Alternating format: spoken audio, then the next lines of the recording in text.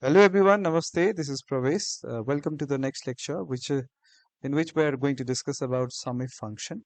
So, what is SUMIF function? Sum if that means there is a condition sum. So we have values here. We want to add values, but only meeting some criteria. I have some criteria like we have good values, we have okay values, or other criteria like numbers populated in 2014, 2016. So we have different criteria. So if you want to add those values which met some criteria, then you can use the SUMIF function. That's why SUMIF function is very, very important function and very um, useful functions for our life. Let's say you want to add numbers, you want to add values which have good grades. Okay, so how you can do this? For this, just click equal to as you do for every function, then write the name of the function. Okay, you'll get two options, some ifs and some if. We are just using this first function.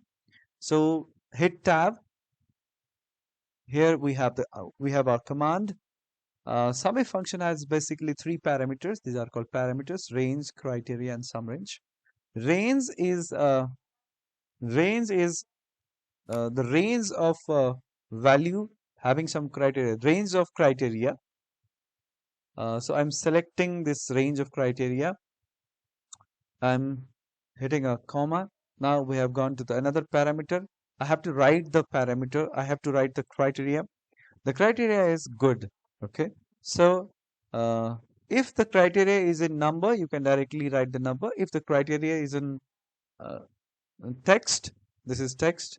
So you have to use inverted comma, not apostrophe, not like this, but you have to use this and write the criteria and then again hit comma. And then you have to select the sum range. This is the range of values you want to have a sum.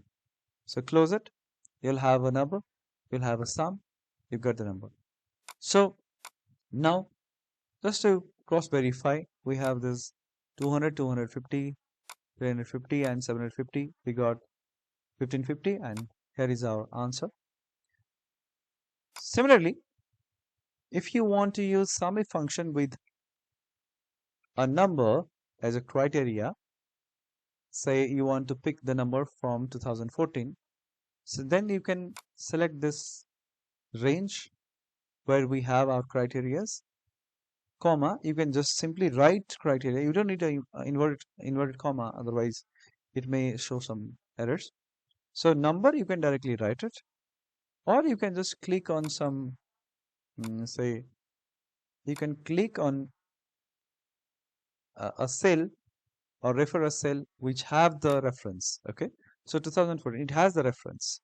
So you can just click a cell, or you can write 2014 and then comma, and again the range of the values from which you want a sum, enter. So we have this 1300, say 2014, we have 200, 350, just to verify it, this and this. So we have 1300 as a value for those numbers populated from 2014.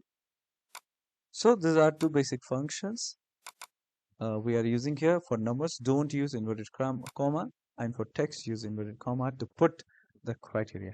This is it in this video. This is very important function. Please don't forget this function. While using it, there are three parameters, and first you have to select the range of criteria, and then you have to select the range of values. Okay, mostly people try to interchange this selection priority. Thank you guys. We'll see you in the next video. Don't forget to subscribe and share my channel. Thank you and keep supporting us.